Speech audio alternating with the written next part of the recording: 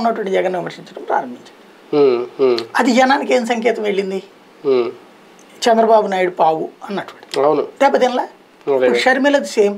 ఇప్పుడు రాజశేఖర రెడ్డి చెప్పమనండి తన నోరు విప్పి ఇదిగో నాకు ఇది ఆస్తి, ఈ ఆస్తి కారణంగా నేను మారుతున్నాను, లేదా మా అన్నయ్యని నేను ఇది అడిగాను అందుకని ఇవ్వలేదు కాబట్టి ఇదేమన్నా కుటుంబం అంతా పనిచేసుకోవడమా?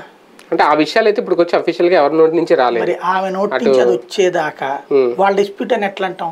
ఇప్పుడు ఆళ్ళ రామకృష్ణారెడ్డి గారికి కలవడం ఏంటి, ఈ కథ ఏంటి? ఆయన ఊనికి ఇప్పుడు ఆయనకి రేపు పొద్దున్న లేదు చాయిస్. ఆయనకు 2014లో ఇచ్చారు.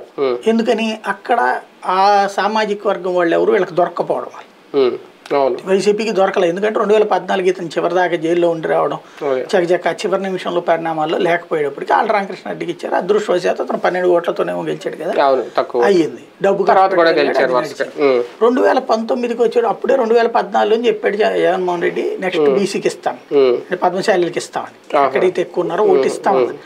కానీ ఎప్పుడైతే లోకేష్ పోటీకి దిగాడో మళ్ళీ ఎందుకని ఆళ్ళ రామకృష్ణారెడ్డి పోటీ చేయనని ప్రకటించాడు. అప్పుడు ప్రకటించిన వాడికి మళ్ళీ టికెట్ ఇచ్చి పోటీ చేయించారు, గెలిచారు. గెలిచిన తర్వాత సమస్య ఏమైంది ఆళ్ళ రామకృష్ణారెడ్డికి? ఇప్పుడు తనకి ఇంట్రెస్ట్